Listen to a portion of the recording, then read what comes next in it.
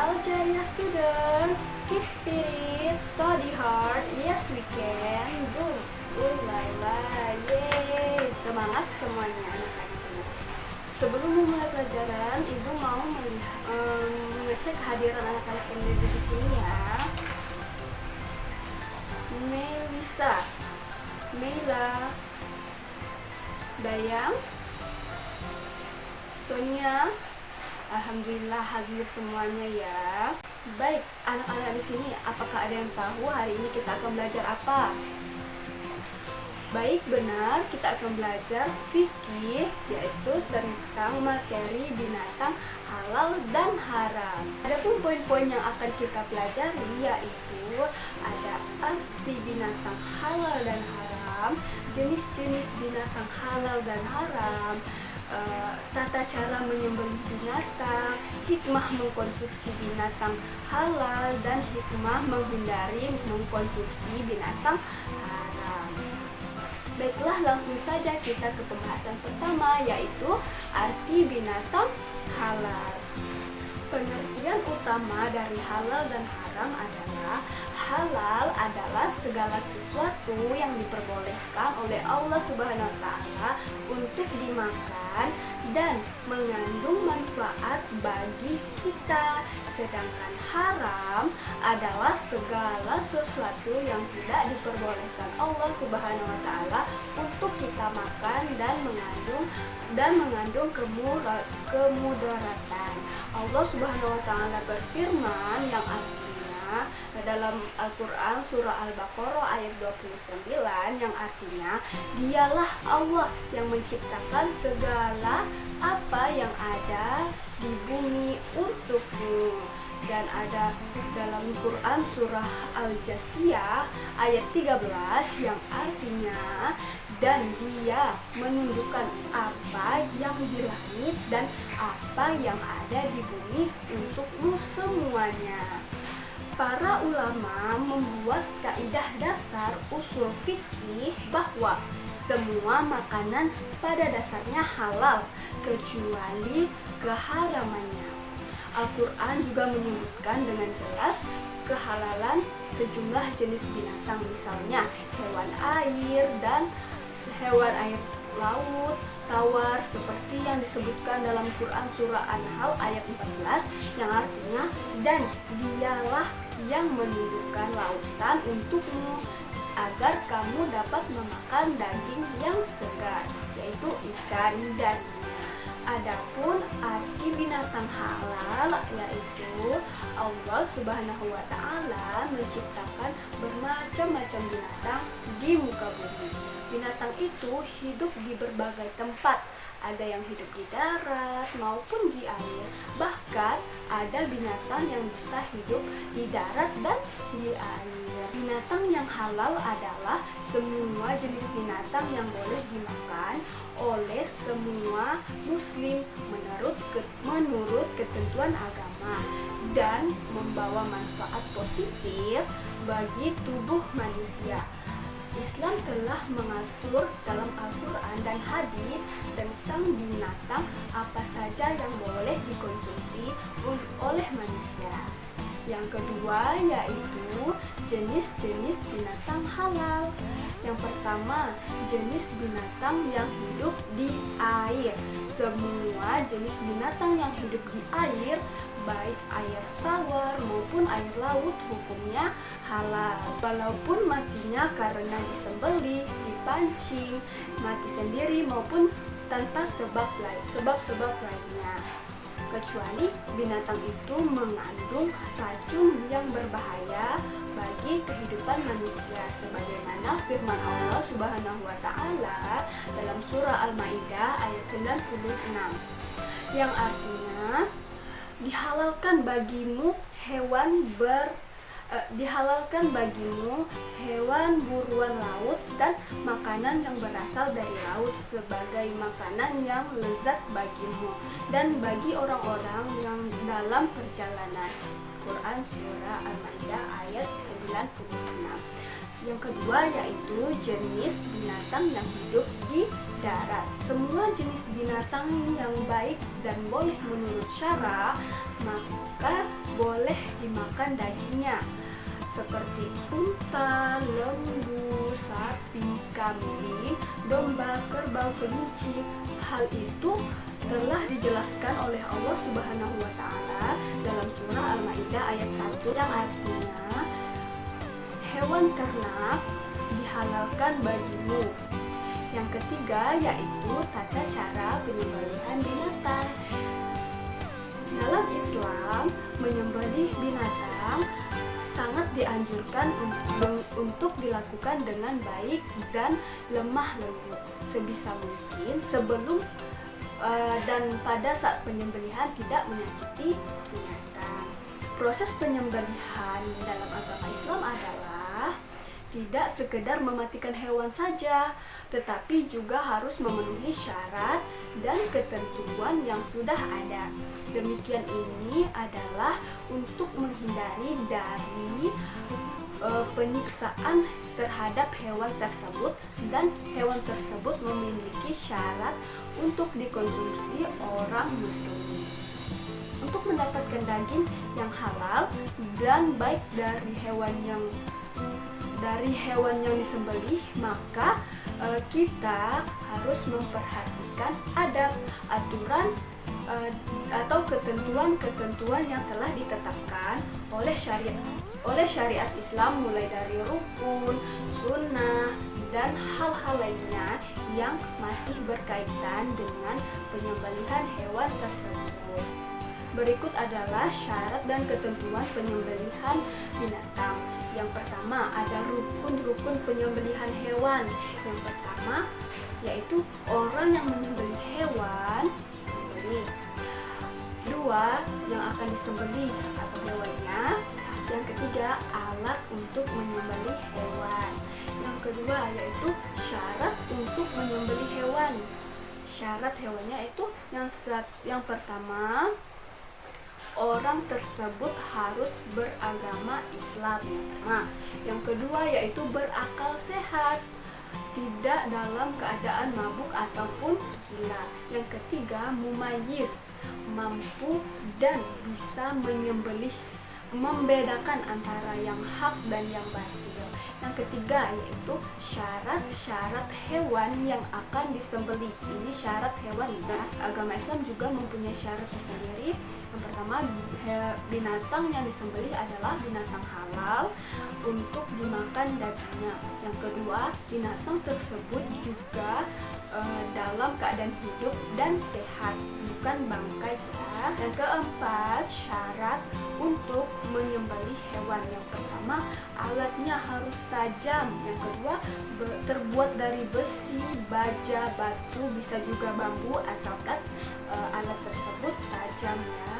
Yang ketiga, tidak berbentuk seperti kuku, tulang, gigi, atau tali. Yang kelima, sunnah dalam proses penyembelihan hewan. Sunnah dalam prosesi penyembelihan hewan yaitu ada 5. Yang pertama, membaringkan hewan terlebih dahulu dengan posisi rusuk kirinya berada di bawah. Yang kedua, hewan dihadapkan ke arah kiblat, ya benar. Yang ketiga, membaca bacaan basmalah yang disusul dengan sholawat Nabi dan bacaan terakhir, takbir. Yang keempat, mempercepat proses penyembelihan agar hewan tersebut mati dengan cepat. Yang kelima, sebelum disembelih diperlakukan hewan tersebut dengan baik dan tidak kasar. Selanjutnya yaitu mengenai manfaat mengkonsumsi binatang halal. Yang pertama, manfaatnya yaitu memberikan ketenangan dalam kehidupan dan kegiatan sehari-hari. Yang kedua, ada menjaga kesehatan baik jasmani dan rohani. Yang ketiga, ada mendapatkan perlindungan dari Allah Subhanahu wa Ta'ala. Yang keempat, memperoleh iman dan ketakwaan pada Allah Subhanahu wa Ta'ala. Yang kelima, memperoleh kepribadian jujur, dan sikap yang apa adanya. Yang keenam, mendapatkan rezeki yang barokah baik dunia dan akhirat. Oleh karena itu, menjadi kewajiban dan tanggung jawab bagi umat Islam pada hari ini untuk lebih berhati-hati dalam memilih dan mengkonsumsi binatang yang halal. Hendaklah kita senantiasa memastikan setiap minuman yang diperoleh dari minuman itu adalah halal menurut syariat Allah Subhanahu wa taala. Sesungguhnya perintah Allah Subhanahu wa taala adalah untuk tujuan dan kebaikan manusia bersama. Selanjutnya yaitu pembahasan binatang haram. Yang pertama, pembahasan arti binatang haram. Binatang haram adalah semua jenis binatang yang tidak boleh dimakan oleh umat Islam, atau jenis binatang halal ya, tetapi proses penyembelihannya tidak dengan menyebut nama Allah. Dalam keadaan apapun umat Islam diharamkan mengkonsumsi jenis binatang atau daging tersebut, karena sesuatu yang diharamkan oleh Allah Subhanahu wa taala dan Rasulnya harus kita tinggalkan. Yang kedua yaitu mengenai jenis-jenis binatang haram. Benar sekali, binatang yang diharamkan dalam Islam diantaranya dibahas dalam Al-Quran dan hadis dan juga ijtihad oleh para ulama. Aturan Islam dalam Al-Quran menurut apa saja ciri-ciri yang membuat hewan tidak boleh dimakan atau diharamkan, tentunya tanpa petunjuk dari Allah Subhanahu wa taala secara langsung. Maka manusia akan kesulitan untuk memahaminya. Adapun di antara binatang yang diharamkan untuk dimakan adalah sebagai berikut. Yang A, haram dimakan karena binatangnya itu sendiri atau zatnya. Yang pertama, babi, sebagaimana di firman Allah Subhanahu wa taala dalam Quran surah Al-Maidah ayat 3, yang artinya diharamkan bagimu memakan bangkai, darah, daging babi, dan daging hewan yang disembelih bukan atas nama Allah Subhanahu wa taala, yang tercekik, yang dipukul, yang jatuh, yang ditanduk, dan yang diterkam binatang buas, kecuali yang sempat kamu sembelih. Dan diharamkan pula yang disembelih untuk berhala, dan diharamkan pula mengundi nasib dengan azlam atau anak panah, karena itu suatu perbuatan fasik. Binatang yang kedua yaitu adalah anjing. Mengapa anjing itu diharamkan? Ia diharamkan karena termasuk hewan al-khaba'is atau sesuatu yang buruk atau menjijikkan, sebagaimana sabda Rasulullah SAW yang artinya sejelek-jelek pendapatan adalah upah pelacur, harga anjing dan pendapatan tukang bekam. Hadis riwayat Muslim. Yang ketiga yaitu semua hewan bertaring yang dengan taring itu bisa memangsa dan menyerang musuhnya, seperti harimau, kucing, macan tutul, serigala, anjing hutan, monyet, dan beruang.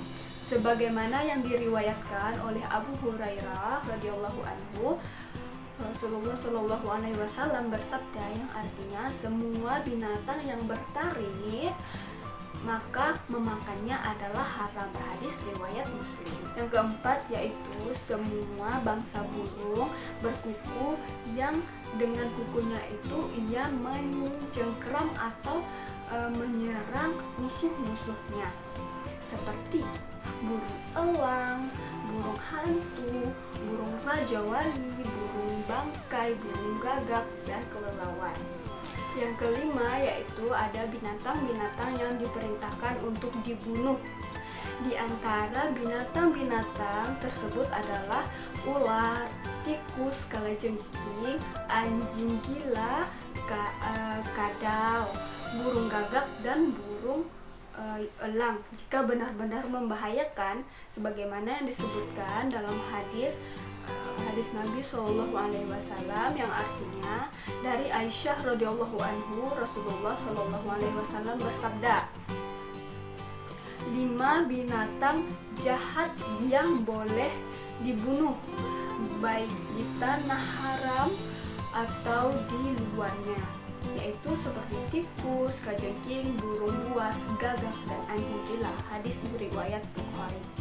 Jadi binatang-binatang tersebut boleh dibunuh dan tidak boleh untuk dimakan. Yang keenam, ada binatang-binatang yang dilarang untuk dibunuh. Itu juga tidak boleh untuk dimakan ya, anak-anak. Di antaranya binatang tersebut adalah lebah, burung suradi, katak, semut, dan burung hut-hut. Seperti yang disebutkan dalam riwayat Ibnu Abbas yang artinya sesungguhnya Nabi Shallallahu Alaihi Wasallam melarang membunuh 4 jenis binatang, yaitu ada semut, lebah, burung, dan burung syurot, sejenis burung gereja. Hadis riwayat Abu Daud. Selanjutnya yang ketujuh yaitu binatang yang lahir dari perkawinan 2 jenis binatang yang berbeda, yang salah satunya halal dan yang lainnya haram. Hal ini karena memasukkannya ke binatang yang haram lebih baik daripada menghubungkannya kepada induknya yang halal, seperti bigal yang lahir dari keledai negeri yang haram dimakan, dan kuda yang boleh dimakan. Yang kedelapan yaitu binatang yang menjijikkan. Semua yang menjijikkan termasuk binatang seperti cacing, kutu busuk, dan sejenisnya. Ulat, rayap, kaki seribu, belatung diharamkan oleh Allah sebagaimana firman-Nya yang artinya dan mengharamkan bagi mereka yang buruk. Quran Surah Al-A'raf ayat 157. Bagian B yaitu binatang yang haram dimakan karena faktor yang datang dari luar. Di antaranya sebagai yang pertama, binatang sembelihan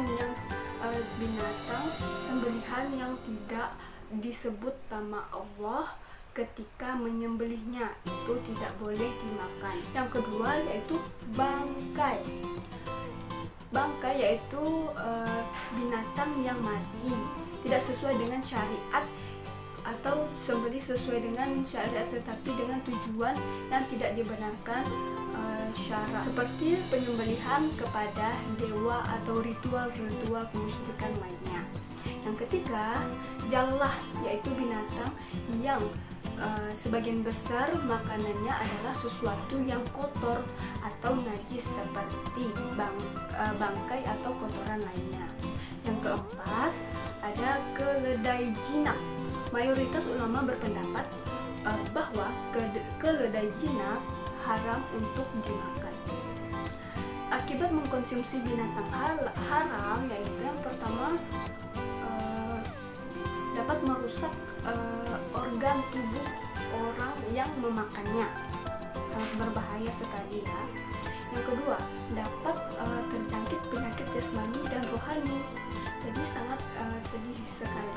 Yang ketiga, tidak ada keberkahan dalam hidupnya, tidak ada keberkahan dalam, hanya dapat kekenyangan dalam saat memakan makanan haram tersebut. Yang keempat, dalam hidupnya merasa tidak tenang dan selalu gelisah. Yang kelima, susah menerima ilmu kebenaran. Yang keenam, akan mendapatkan murka dan azab dari Allah Subhanahu wa Ta'ala dunia dan akhirat. Yang ketujuh, dapat mendorong untuk melakukan perbuatan yang dilarang oleh Allah. Nauzubillah min dzalik.